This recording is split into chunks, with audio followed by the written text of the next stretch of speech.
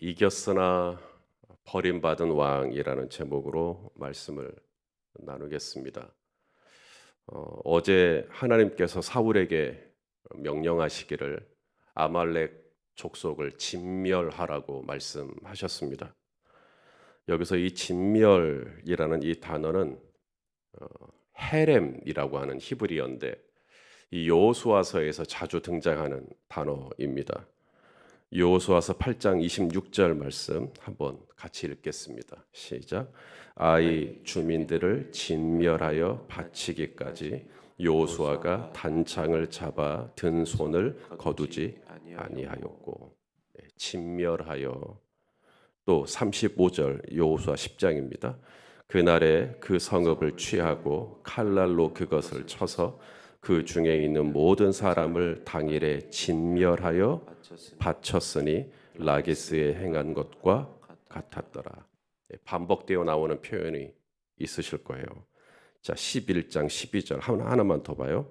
여호수아가 그 왕들의 모든 성읍과 그 모든 왕을 붙잡아 칼날로 쳐서 진멸하여 바쳤으니 여호와의 종 모세가 명령한 것과 같이 하였으되. 자, 진멸하여. 그리고 그 다음에 나오는 표현이 뭐죠?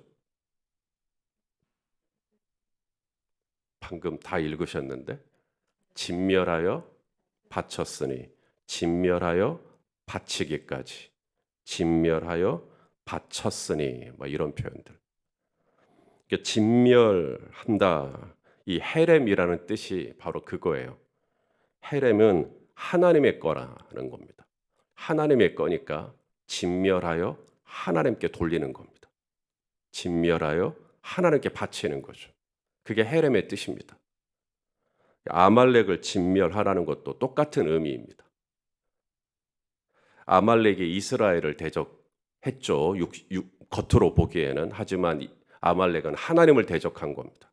그러므로 아말렉은 이제 내 거니까 사울이 아말렉과 싸우되, 사울하고 아말렉이 싸우는 게 아니라 하나님하고 아말렉하고 싸우는 거거든요. 나의 싸움을 네가 하는 거니까 아말렉과 싸워서 이기고 그 진멸해가지고 그걸 다 나에게 바쳐라 라는 뜻입니다. 그게 헤렘이에요. 그런데 오늘 이 사울이 진멸하지 않죠. 남겨놓습니다. 이것은 뭘 의미하냐면 하나님께 바치지 않고 자기가 중간에 취한 것을 의미해요. 어찌하여 탈취하기에만 급급하였나이까. 하나님께 다 바쳐야 되는데. 그래서 여호수아는 가나안 땅의 원주민들과 싸우고 어떤 것도 취하지 않아요. 다 불로 태워버립니다. 번제 드리듯이 하나님께 다 올려드려요. 그런데 사울은 자기 눈에 보기에 괜찮아 보이는 것들은 남겨놔요. 결과적으로 하나님께 바쳐져야 할 이 거룩한 이 아말렉의 것들을 하나님께 올려드려야 되는데 그것을 중간에서 가로챈 거나 마찬가지가 되는 겁니다. 사울 왕을 볼 때 안타까운 것이 이것이 전부가 아닙니다.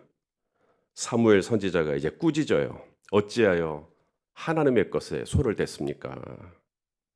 그러자 누구를 탓하냐면 백성들을 탓합니다. 이거 다 저 백성들 때문입니다.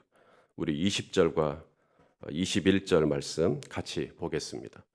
사울이 사무엘에게 이르되 나는 실로 여호와의 목소리를 청종하여 여호와께서 보내신 길로 가서 아말렉 왕 아각을 끌어왔고 아말렉 사람들을 진멸하였으나 다만 백성이 그 마땅히 멸할 것 중에서 가장 좋은 곳으로 길갈에서 당신의 하나님 여호와께 제사하려고 양과 소를 끌어왔나이다 하는지라. 누구 때문에 남겨놨다 그래요?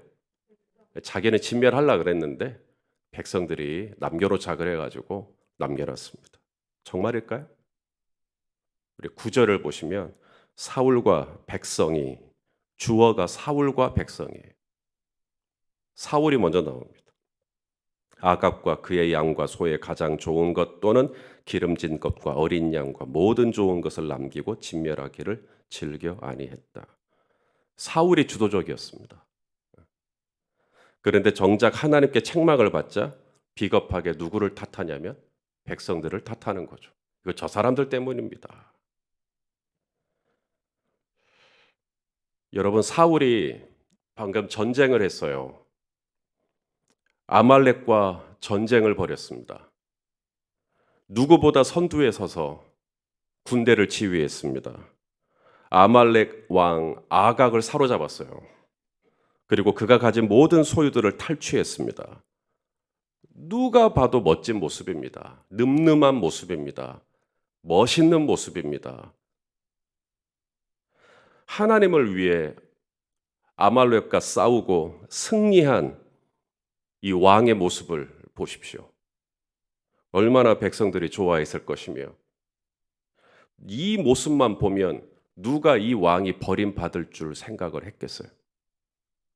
진 것도 아니고 이겼는데, 없는 것도 아니고 많이 갖게 되었는데, 실패한 게 아니라 성취했는데 버림받을 줄 누가 알았겠습니까?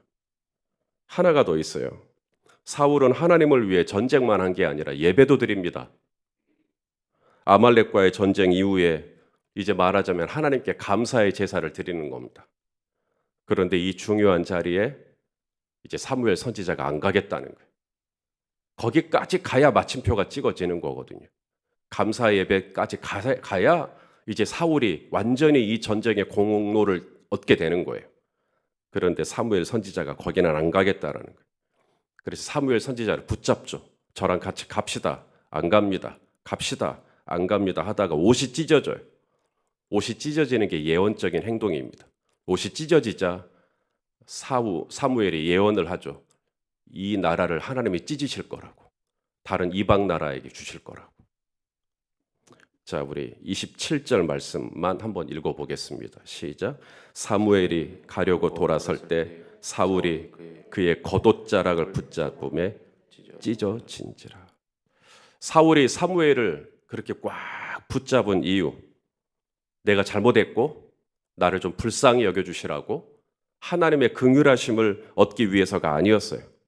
사울이 사무엘 선지자와 함께 예배에 참여하려는 동기는 자신의 체면 때문이었습니다.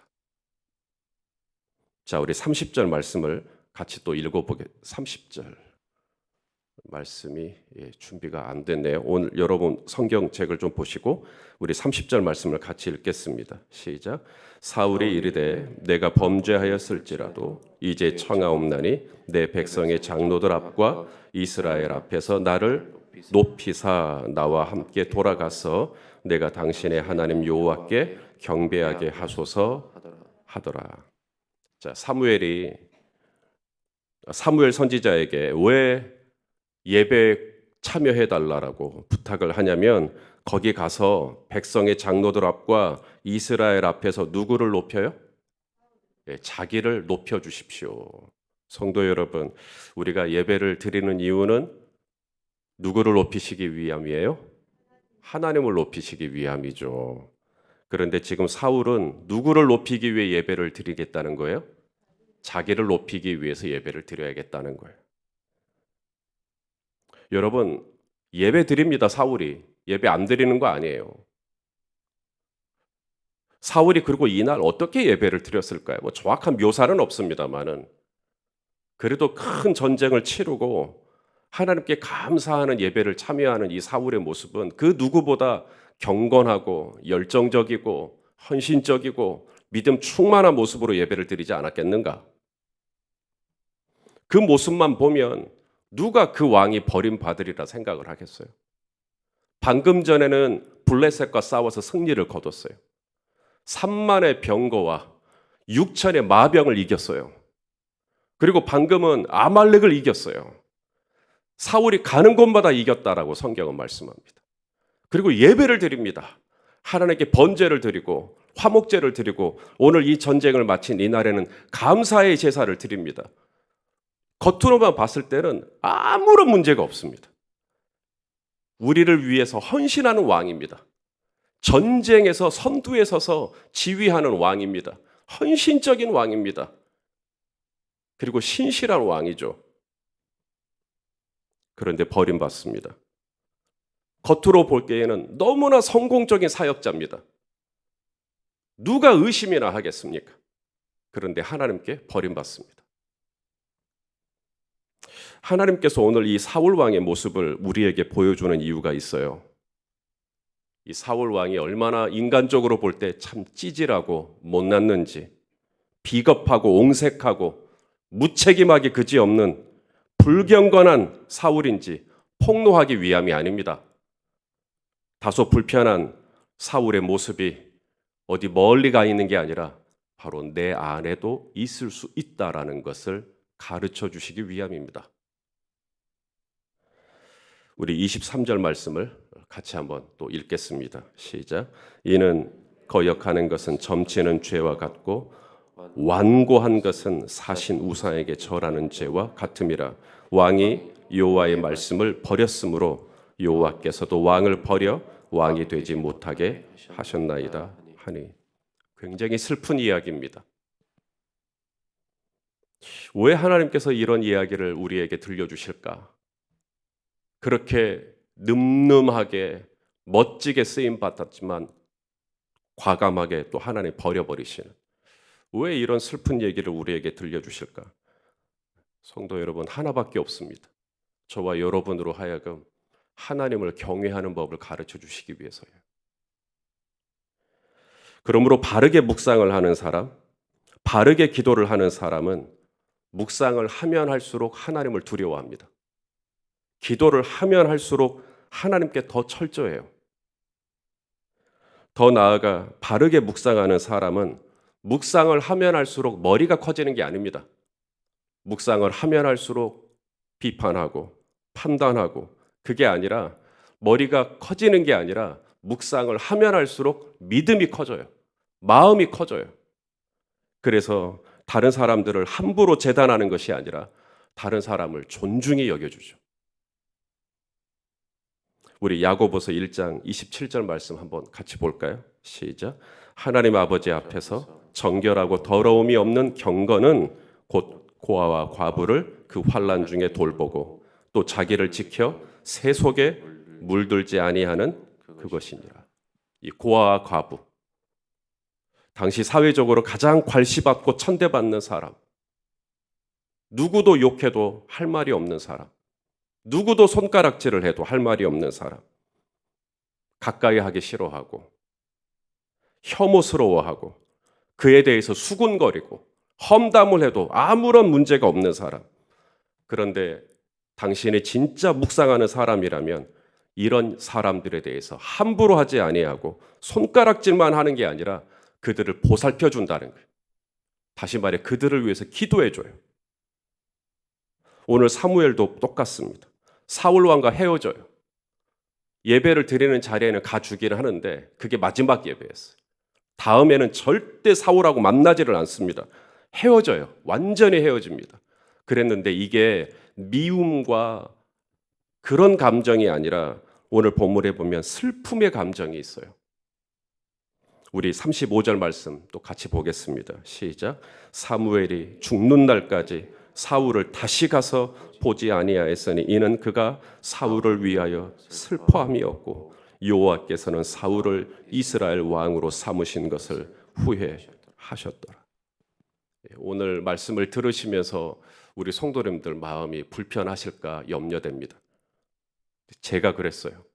오늘 말씀을 준비하고 묵상하는 내내 불편했습니다. 왜냐하면 이 사울의 모습이 제 안에도 있기 때문에 그렇습니다. 동시에 나도 버림받을 수 있겠구나. 나도 하나님께 까딱하면 버림받을 수도 있겠구나 하는 두려운 마음이 들었기 때문에 그렇습니다. 그런데 성도 여러분, 이 두려움은 좋은 거예요. 하나님이 우리에게 주신 것은 두려운 마음이 아니라 그랬지만 내가 하나님께 버림받으면 어떡하나 이런 두려움은 저만 갖는 두려움이 아니라 사도 바울도 가졌던 두려움이었어요. 우리 고린도전서 9장 27절 같이 보겠습니다. 시작. 내가 내 몸을 쳐 복종하게 함은 내가 남에게 뭐한 후에? 전파한 후에. 그 다음에 자신이 도리어 버림을 받을까 두려워함이로다. 전파했어요. 사역을 했다 이 말입니다. 이 전파라는 말이 원어로 설교예요, 설교. 설교도 하고 사역도 하고 전도도 하고 교회도 세우고 목회를 하고 신방도 하고 성경 공부도 하고 상담도 하고 다 했는데 버림받아요. 사역만 했어요? 얼마나 많은 열매가 있었어요. 소아시아 지역뿐만 아니라 유럽에 이르기까지 사도 바울로 말미암아 복음이 흩어졌어요. 아말렉과 싸워서 진 게 아니에요. 이겼다니까요. 블레셋과 싸워서 진 거 아닙니다. 이겼습니다. 뭐 뉴스앤조이, 뭐 기독 신문, 기독 공부 여기저기서 와서 취재를 했을 것이며 뭐 CGN TV, CBS TV 와서 취재를 했을 것이며 뭐 여기저기서 난리가 났었을 겁니다. 이런 사울 왕이 없다. 역시 우리가 왕을 세웠더니 이런 유익이 있다. 얼마나 백성들이 좋아했겠습니까? 근데 저쪽 반대편 영적으로는 하나님께서는 자꾸 사울을 후회하시고 계셔요. 내가 버림받은 이유는 돈을 못 벌어서도 아니고 사업을 못해서도 아니고 목회를 못해서도 아니에요. 사람들이 모르는 영역이 있어요. 사람들에게 들키지 않는 영역이 있습니다. 그 영역에서 계속해서 불순종의 삶을 살고 있었던 것이죠. 사람은 속여도 하나님은 안 속습니다. 그래서 하나님이 버리셔요. 여러분, 모세도 사역은 해요. 물 좀 주십시오. 내가 너희를 위하여 물을 내랴. 지팡이를 가지고 반석을 2번 칩니다. 물이 나왔어요. 사람들이 다 얻어 마셨고 나귀도 마시고 소도 마시고 짐승들이 다 먹었어요. 역시 모세 선생님, 역시 모세 목사님. 그런데 가나안은 이제 모세 못 들어갑니다. 사역의 열매와 사역의 결과와 상관없이 하나님이 모세로 하여금 너 이제 여기까지만, 너 이제 가나안 못 들어와 라고 막아버리십니다. 그게 두려운 겁니다. 기껏 쓰임받고 기껏 전쟁하고 기껏 예배 다 드리고 기껏 전파하고 기껏 사역해놓고 하나님께서 마지막에 너 여기까지, 너는 나한테 뭐다 라고 해버리시면 어떡하나. 그런 긴장감이 좋은 겁니다. 그런 두려움은 좋은 겁니다. 두려움과 떨림으로 나의 구원을 이루어가는 것이죠. 그래서 하나님 앞에 더 겸손하게 엎드리고 혹이라도 이 일로 말미암아 하나님이 나를 징계하시면 어떡하나 하는 마음으로 바짝 쪼그라들어서 엎드리는 것이 저는 제가 사는 길이라고 생각을 합니다. 사랑하시는 성도 여러분, 하나님께서 오늘 사울 왕의 이 모습을 우리에게 보여주는 이유는 우리를 불편하게 하시기 위함이 아니라 우리로 기도하게 하시기 위함입니다. 그리고 하나님을 더 두려워할 줄 아는 마음을 갖도록 하기 위함이죠.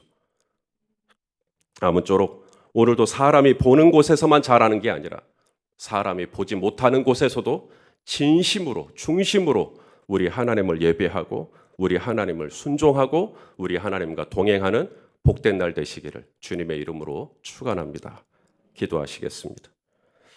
존귀하신 아버지 하나님, 오늘 사울 왕을 버리시는 모습을 통해 우리로 하여금 다시 한번 긴장하게 하시고 하나님을 경외하는 마음을 갖도록 자극해 주신 것을 감사합니다. 하나님, 우리가 이 땅에 사는 날 동안 주님 앞에 설 때까지 우리가 겉으로 드러나는 모습만이 아니라 남들에게 보이지 않는 이면에서도 겸손하게 성실하게 우리 하나님과 동행하는 하나님의 사람들 다 되게 하여 주시옵소서. 예수님의 이름으로 기도하옵나이다. 아멘.